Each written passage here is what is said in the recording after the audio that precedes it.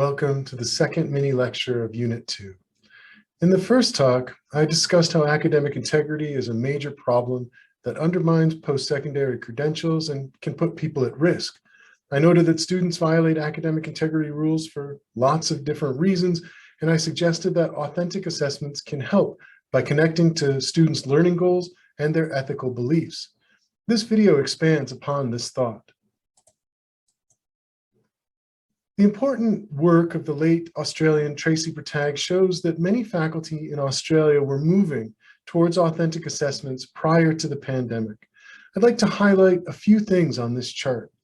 First and most importantly is that many faculty are still using heavily weighted tasks with short turnaround times. Heavily weighted tasks with short turnaround times are the kinds of tasks that students who are likely to cheat will most likely be tempted to cheat on. Secondly, we can see by the green line that faculty are regularly implementing sequenced tasks. Sequenced tasks are a highly recommended pedagogical practice because they provide students feedback and give them the opportunity to work with and respond to feedback. This grows their learning, but it also makes the learning path visible to the instructor, who can feel more confident that this is truly the student's work. This is both formative and summative assessment, and it decreases the likelihood that students will engage in contract cheating and be able to engage in contract cheating. Third, what it also shows is that the assessment types that are least likely to be outsourced in the circle are the least frequently used forms of assessment, with the notable exception of reflection. But there's also a few rays of hope here. Faculty are working to use sequenced tasks and reflection to reduce the temptation to cheat. But there's room to improve in terms of personalized tasks and vivas, or in-person oral assessments, where students need to think on their feet and respond to questions to demonstrate their knowledge of course content. As the authors of Making Digital Assessment Count put it, academic integrity is not something added to a course, it is woven into a course. When we approach our assessment design, we're not striving primarily to prevent cheating. Designing for academic integrity can be regarded as a strategy for finding ways to support learners in the production of their best possible work without resorting to unnecessary or unacceptable tools and resources. Academic integrity, as they write, becomes part of the course fabric, and they recommend several strategies. The first is backward design. Backward design we've already discussed under the topic of constructive alignment, starting with the learning outcomes. What should students be able to do at the end of the course, and then determining what kinds of experiences will lead to those experiences, and what evidence that students can produce that will demonstrate that they've achieved the learning outcomes.